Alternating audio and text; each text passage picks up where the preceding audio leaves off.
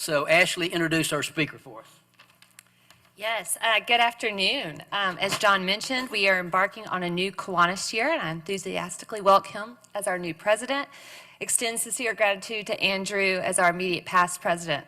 I'm thrilled to serve alongside so many wonderful new board members and committee chairs. And as John mentioned, we welcome your input for future speakers. Please reach out to any of us if you have a suggestion or a lead. On to our speaker for today. This may be the most perplexing question you hear all day. What exactly is Southern? Our guest speaker, Burgin Mathews, suggests we deliberately keep that definition loose, particularly when it comes to music. Burgin is a writer, a radio host, and the founding director of the nonprofit Southern Music Research Center. We sit here today in Birmingham, where, as Burgin notes, our state is home to many musical legends and where much of American music has been shaped by the sounds of the South. Burgin has been described as a human database full of all sorts of fun historical facts, mostly centered around music. We are fortunate that he resides right here in Birmingham, where he hosts The Lost Child, his weekly down-home roots radio hour on Birmingham Mountain Radio and WBHM, exploring everything from classical, country, R&B, rockabilly, gospel, Southern soul, jazz, and much more. Burgin is also the proud author of Magic City, which you can purchase and have signed right outside, the story of Birmingham's significant, influential, and long unsung jazz community. Burgin is also the proud author of Doc, which presents the life and history Birmingham musician and educator Frank Doc Adams. As I mentioned, Burgin founded the Southern Music Research Center, a nonprofit devoted to documentation and preservation of many historical histories, communities, expressions, experiences of the American South. The center's real center, though, is its website, the online archive of rescued recordings, rare photos, oral history interviews, and other artifacts from the widest range of Southern music traditions. While we are both from Montgomery and reside here in Birmingham and are avid music enthusiasts, Burgin's devotion to inspiring and uplifting our community in Birmingham by documenting Alabama history and creating new moments to record and share highlights the many wonderful ways he brings us music to inform the fabric of our everyday life. Please join me in welcoming Burgin Mathews to the Kiwanis Club of Birmingham.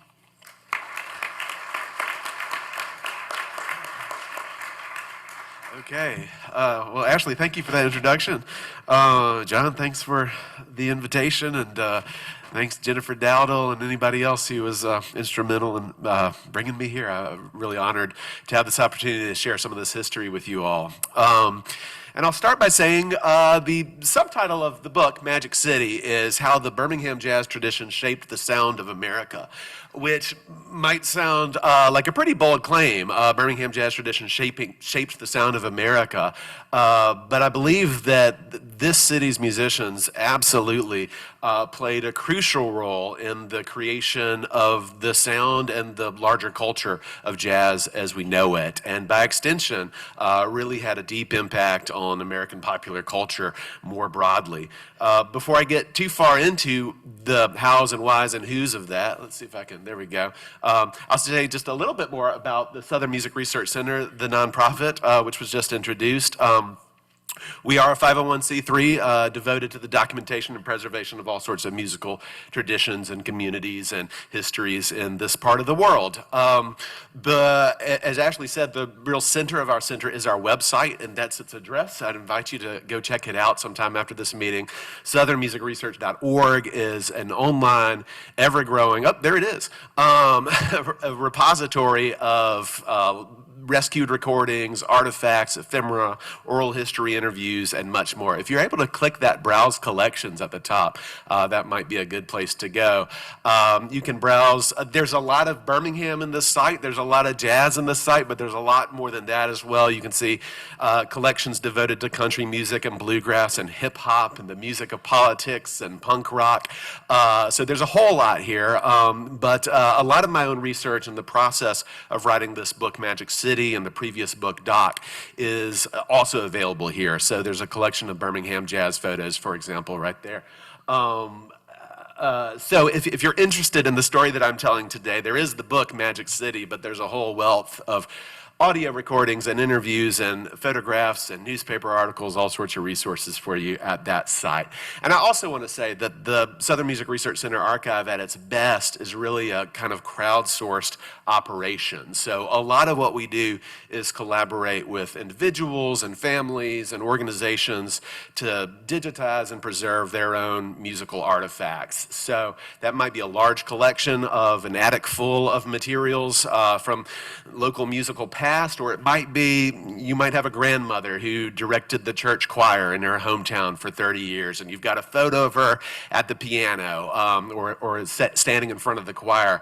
We'd love to tell her story and have that photo a copy that we can document and include in our archive, because the real kind of focus of the Southern Music Research Center's work is not so much on the iconic, celebrated artists that we all already know, but people like that grandmother, the sort of unsung, ordinary musicians and singers and men and women who have helped shape the musical life and culture of their own communities. So I've got some flyers at the table on your way out you can grab, or talk to me anytime. Shoot me an email if you'd like to know more about what we do and if you'd like to get involved in any way with that.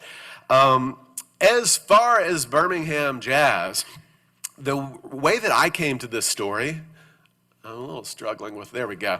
I came to the story through this gentleman right here, Dr. Frank Doc Adams. And I like to start with him, not only because he was my own introduction to Birmingham jazz, but I like to mention him up front in Birmingham because there's always in a room this size a few people who knew or at least had some exposure to Frank Adams. And if you happened to have met Doc or spent any time whatsoever with him, you were probably absolutely in love with him, as was I. I met him in 2008.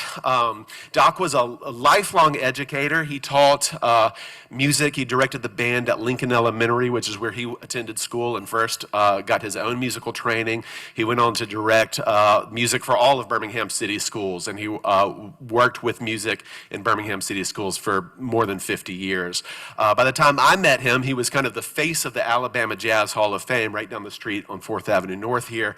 I met him on a tour, just walking in off the street to see what that museum was about, and found myself being shown around the museum by this 80-year-old alum of the Duke Ellington Orchestra. Before he threw himself into this long life of education, he was also a professional, briefly musician, and he remained a just absolutely consummate and much beloved musician, as well as inspiring educator.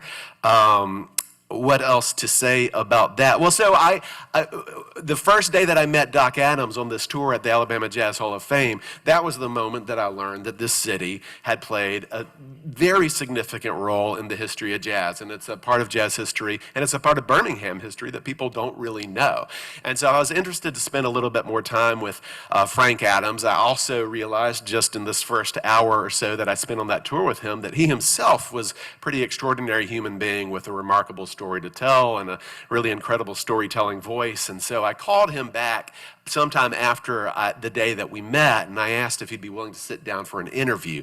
I thought maybe I could write a magazine article or something about him, or at the very least record his voice, to record some part of his story, to put in an archive somewhere someday. And he graciously invited me back to the Jazz Hall of Fame, to his office for an interview, and I did my homework. I did a little research on him, so I knew enough to know that not only was he this great musician and educator, but his family history was fascinating. His brother, some of you may remember Oscar Adams Jr. His brother was Chief Justice of the Supreme Court for the state of Alabama. He was the first African-American Supreme Court Justice in the state of Alabama.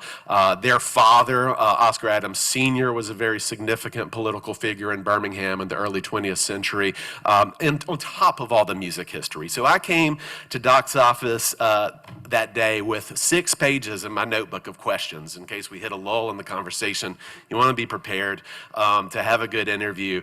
But I hit record on the machine, and before I could open my mouth, Doc Adams said, I was born on Groundhog's Day, February 2nd, 1928, and he proceeded to talk, telling me the story of his life in chronological order, in the most intimate and wonderful and hilarious and inspiring and just warm and funny detail, and talked and talked. And if you knew Doc, you might understand that he could talk without end. And at the end of 2 hours, finally he stopped talking. I had not yet opened my mouth. And he in the story was about to graduate from high school.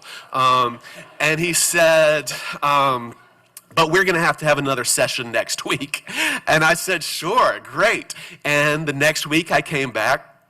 And I hit record, and he picked up exactly where he had left off. He had just graduated from high school. He was on a train from Birmingham to Washington, D.C., with a letter of recommendation from the intergalactic band leader Sun Ra, who we'll talk about a little bit, a letter of recommendation to Howard University. And so for the next 2 hours, Doc told me about his 4 years at Howard University, an incredible story of his education, but one that also, this was also the era in which he started sitting in and subbing in bands like the Duke Ellington Orchestra and other major organizations. At the end of those 2 hours, he said, you're going to have to come back next week. And I said, sure.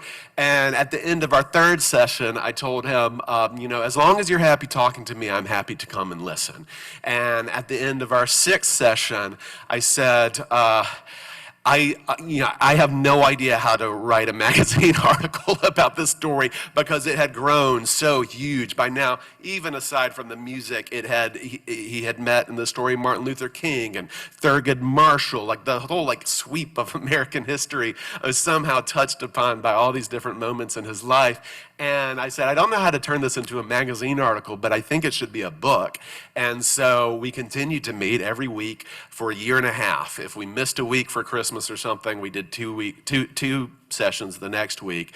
And at the end of that year and a half, we had a book titled Doc. And that book is based on all of those hours and hours of recorded interviews, so that it's not just Doc Adams' story, but it's his story in his own first-person voice directly from the tape. In fact, the tapes. If you go to southernmusicresearch.org now, you can actually hear some excerpts of those tapes to actually hear his voice as well.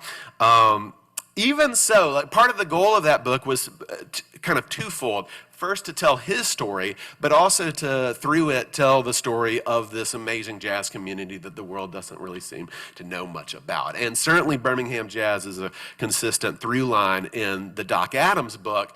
But as we shipped that off to the publisher in 2011, we both agreed that there was still this larger story to tell about how and why the city of Birmingham, Alabama became the significant unsung place in the history of jazz. And so for the next 12 years, I spent working to tell that story in the book Magic City. Doc, by the way, passed away in 2014, but was a really critical part of the early stages of kind of formulating the ideas for this book.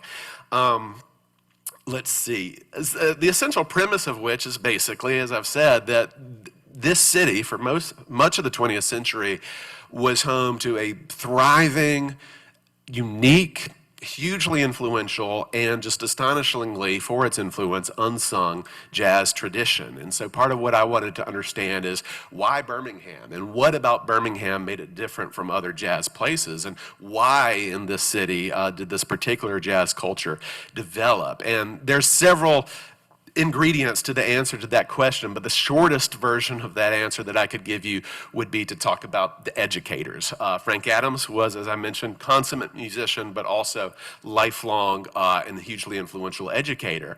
And that's no coincidence or accident. What makes, I think, more than anything, the Birmingham jazz story unique is the degree to which jazz and education were inextricably linked, more than probably any other place in the country.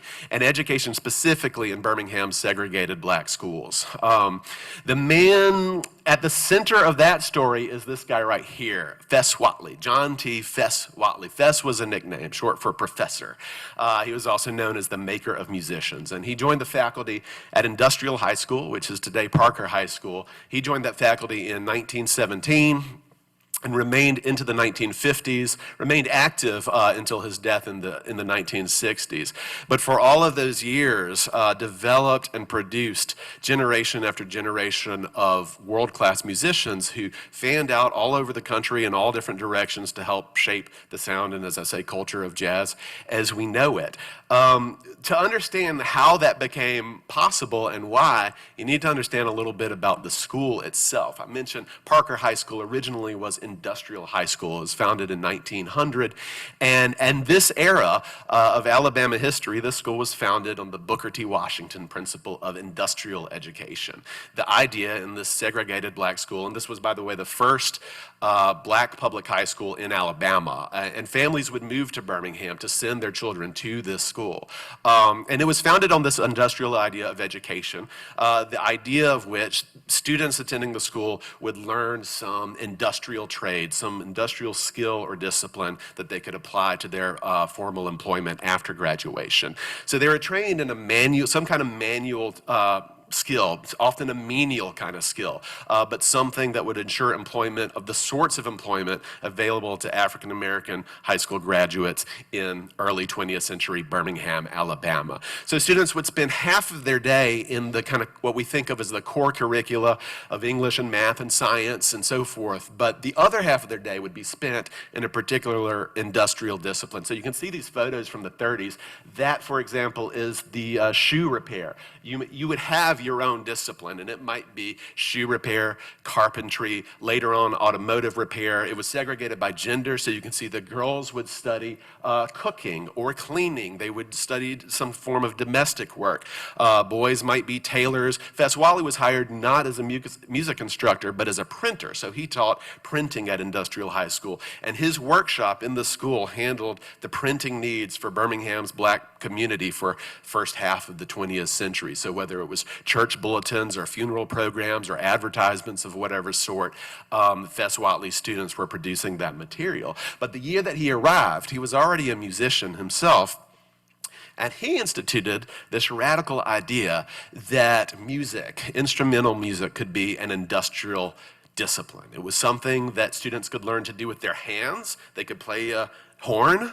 It would ensure them employment after graduation. But unlike many students who would graduate and go into the mills or the mines around Jefferson County, Feswally students would graduate high school, put on tuxedos, go to New York City or Chicago and join the bands of Duke Ellington or Cab Calloway or Count Basie, the biggest bands in the world. They would tour the world as early as the 1920s and 30s. These students from Birmingham, Alabama were filtering out all over the country. So there's an example. This is Feswally's student band in its early years right here. He instituted a really rigid pedagogical system. So you've got to understand that, today we think of high school band, and there are great high school band programs in this city and all over the country. But this was a little bit different. These students would spend half of their day in the band room, in addition to the before and after school practices that we might have today. They would, in the evenings and on weekends, travel around the state of Alabama as a professional touring organization, and they were taught this very elaborate kind of pedagogical background in music, the core of which was reading music. Feswally students were famous that they had to know how to, play any piece of music put in front of them, and not jazz. They weren't even playing jazz in the high school. It might be a piece of classical music, but whatever it was, they had to be able to fit into any piece. So that if a professional band like the Duke Ellington Orchestra came to town and let's say their first alto sax player had broken his leg and had to miss a series of performances, which is how Frank Adams got into the band, for example. This local kid from Industrial High School could slide in that night and fit in, never having rehearsed with the band, but play whatever is put in front of him. And that was the reputation that Feswally students had.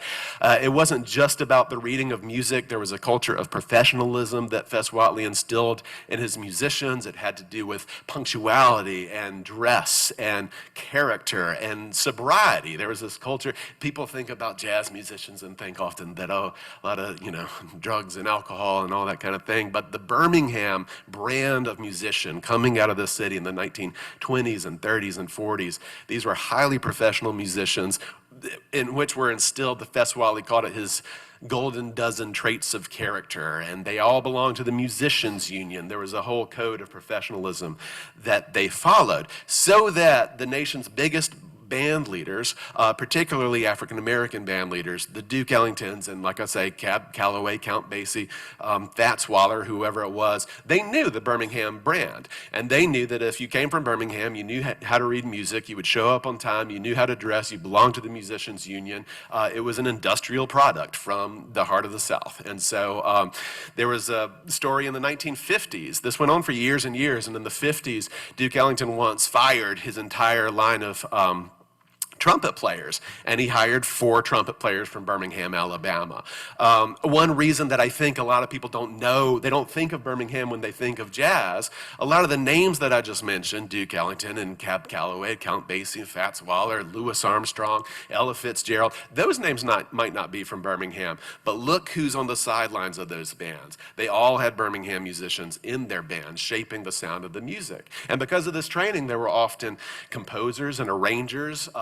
Louis Armstrong's director of music for his band in the 1940s, the guy who arranged Louis Armstrong's performances, was a guy named Amos Gordon, a Fess Whatley student from here in Birmingham. So often we don't know their names, but we might know their sounds. Fess Whatley stayed in Birmingham. He threw himself fully into his role as teacher, but he was also basically a full-time professional musician on top of being a full-time professional educator. He was playing on nights and on weekends, several nights a week for years in Birmingham, performing both in the black community and white community in Birmingham and across Alabama. Fess Whatley this is his first band, the Jazz Demons. That's him second from the left. But for years in this city, he dominated the dance scene. Fess Whatley himself said, let's see, I'm getting ahead of myself. Wherever they went, his students, they went to play, not to try out. It was a well-known kind of adage that if you were from Birmingham, you didn't have to audition. That's how well-known the local brand was.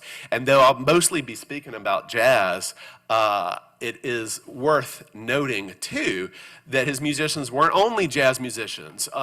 During the Second World War, Fess Whatley musicians held positions of leadership in the Army and Air Force and Navy bands. There's a couple of Birmingham brothers, Chuck and Arthur Bayboy Clark, and the Men of the Great Lakes Experience Naval Band. Out in Snooky Davenport, one of Fess Whatley's drummers, directing the band in Fort Benning, Georgia. And HBCUs, particularly across the South, hired Fess Whatley students to direct their own bands. So Dr. Thomas Lyle was a great example, a longtime band director at ASU in Montgomery, and is often credited as a huge influence in the development of what we now think of today as the sort of marching band with the high-stepping kind of culture of many of the HBCUs. Back in the 1920s, in addition to the schools, right down the road here on 4th Avenue North, the theaters were a hub for the development of the musical culture. And the Frolic Theater on 4th Avenue was home to all sorts of vaudeville acts that would pass through town.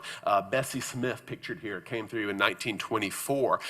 Pictured next to her is the house band at the Frolic Theater, and they would be the backing band for whoever the headliner was for that week. And Bessie Smith had a 2-week engagement in Birmingham that kicked off her 1924 tour.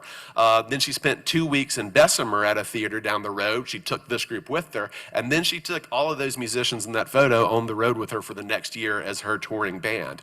At the end of that year, a couple of them stayed with Bessie Smith in New York. Fred Longshaw, the leader of the Frolic House Band, became her music director and arranger and pianist. There's a very famous recording from 1925 of the St. Louis Blues, the W.C. Handy composition, and it's a wonderful recording, and it's especially famous because it's this coming together of these two iconic figures in American music. Bessie Smith on the vocals, the Empress of the Blues, and then Louis Armstrong playing the cornet on that record.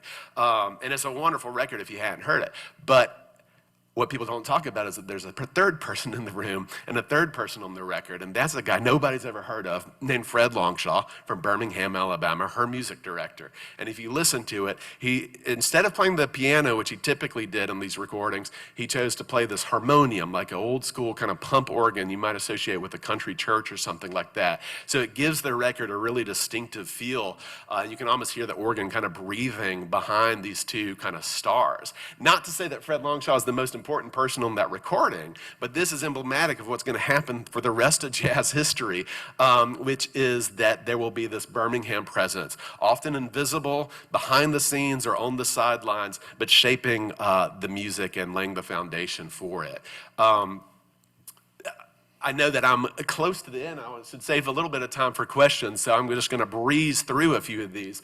But the Famous Theater was another theater on 4th Avenue. It was a movie theater, but in the silent movie days, that was a working gig for a professional musician as well. And so the drummers at the Famous Theater, created the sound effects for the Western films. They could create the horses' hoofs and the gunshots and the barroom brawls and whatever else. It was an incredible training of its own. And Joe Jones, a drummer, came out of that world, out of the Famous Theater. Joe Jones, if you know jazz well, you might know one of the most imitated and influential drummers in the history of jazz. He left Birmingham and joined the Count Basie Orchestra and really redefined the role of the drummer in what became a swing band. I guess I should also say that, when I talked earlier about the importance of reading music in this culture, often when I tell that story, somebody will say, but I thought jazz was all about improvisation and experimentation, and you're telling me that it was because they could read so well that Birmingham musicians stood out? And yes, that's part of what made it distinctive. And you've got to have, Fess Whatley would say, these fundamentals before you could do anything else. But also Fess Whatley, not only did he arrive at, I think, this kind of perfect moment in history where he took this notion of industrial education, which was specifically designed to keep this community in a particular place, but he did something radical with that and applied it to something that it was not supposed to be applied to, and created a whole new lifestyle and livelihood for his students. He also arrived at this moment where the big bands were just beginning to come a thing, and suddenly being able to read music did mean everything, because you did have a section of 4 trombonists and 5 trumpeters or whatever it was, and you had to know your part and your place. And the Fess Whatley musicians were ready to slide right into that. This extended into the bebop movement as well. Another Fess Whatley musician named Teddy Hill became the manager of a place called Minton's Playhouse, which is legendary for becoming kind of ground zero for the development of this new kind of music called bebop. And Teddy Hill, long story short, kind of helped create the culture of what we think of now as kind of the late night smoky jazz jam session that developed this modern kind of jazz music. I should say before I stop that I can't not mention the Erskine-Hawkins Orchestra. And no band better embodied the Birmingham spirit than this band. They were all Birmingham musicians. They were all trained either by Fess Whatley or another educator at Tuggle Institute. They all went to Alabama State together, and they were so good and so popular that that college sent them out on the road to raise money for the school during the Great Depression. They would tour around the country and send their money back to Alabama State to help to keep the school afloat, until they got to New York in 1934. And they went over so well that they decided not to go back home. And they sent the bus back to Alabama with a driver, and they stayed in New York. And they became the Erskine-Hawkins Orchestra. Their biggest hit is a song that you might know called Tuxedo Junction. That tune was composed by them. I've mentioned a lot of what was happening on 4th Avenue North, but another hub for this musical life was over in Inslee at Tuxedo Junction, which was a dance spot where these guys first kind of cut their teeth in the music. And during the Second World War, that tune became an international hit. Glenn Miller recorded it. It became just a larger-than-life tune that Americans took to war overseas. The lyrics to Tuxedo Junction said, way down south in Birmingham, south in Alabama, there's a place where people go to dance the night away, feeling low, rocking slow, want to go right back where I belong. Most of the world had no idea what Tuxedo Junction is, But during the Second World War, this idea of wanting to go right back where you belong, and this song that was all about home in your hometown, that resonated. And so whether you know what the spot on the map was, Tuxedo Junction became kind of a synonym during the Second World War for this longing for home. In Birmingham, it really did mean home. And I know, well, I will say this, I mentioned my nonprofit. Let me say too that I value the opportunity to, I know that this group is prepared to make a donation to, I was told, the charity of my choice. And I was trying to think what's a good, worthy cause that's also a local cause that also might kind of tie in to this story that I'm telling here. And that's why Jamon Hill was already introduced, but he is doing some phenomenal work at The Flourish. If you go to Inslee, Alabama today, it might be hard at first to find any kind of trace or echo of the old jazz, thriving music and arts cultural hub that I've been describing. But thanks to these folks at The Flourish, there is an effort and a movement to revitalize the arts and the economy, especially in the youth, especially in black youth in Inslee. And so I want to make sure I get to say something about The Flourish, and I encourage you to look them up. I know I'm out of time, so I will have to stop, I suppose. But is there time for a question, or we take one question? Who's got one? Greg.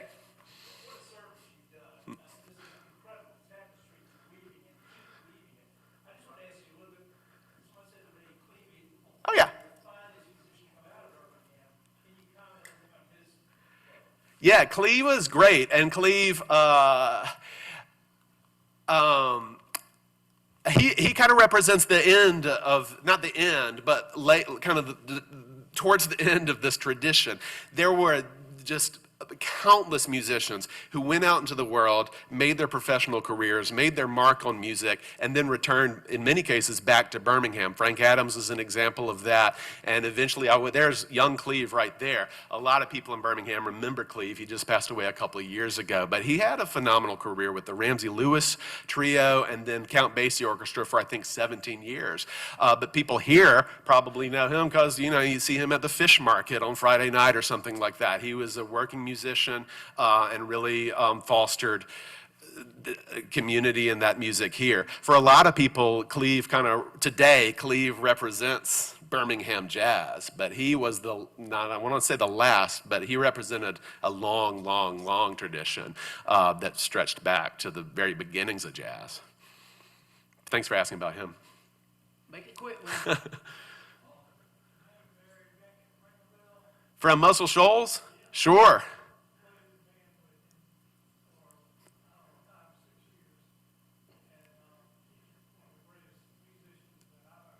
Yeah, absolutely. And I hope a lot of people know the story of Muscle Shoals.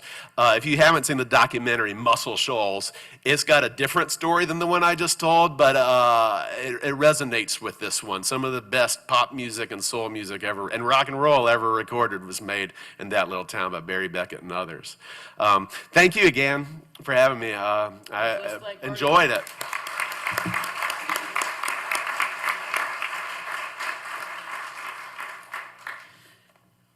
Burgin, that was terrific. And if we have a speaker canceled at the last minute, we're going to let you come and tell the second half of this story. Folks, I think Ashley and Jennifer and Honora did good on their first pick. I was watching your faces and everybody was smiling. You were laughing. Burgin, that was terrific. You're a dynamic, fun speaker. Thanks for being with us. And we are making a donation to your charity of choice, The Flourish. Thanks for being with us, Susanna. Thank you for inviting him. Folks, join us next week. We're going to hear Michael Eady. He is the president of the sports and event management company, Knight Eady. And they're going to talk about, among other things, their upcoming Balling in Boutwell, which is a multi-day basketball tournament here in Birmingham next week, featuring Alabama, Auburn, Samford, and Alabama A&M basketball teams. It's sponsored by Hibbett. And I'm told that Alabama may be playing Florida State, so there might be a chance to get even over some recent things. Folks, Burgin's going to be out back, outside signing this book. It is a terrific book. This is my copy. I hadn't finished it, but you'll read all about Fess Whatley and Doc Adams and Tuxedo Junction and Erskine Hawkins. Burgin, you can go ahead out if you want to go that way to sign books. We are adjourned.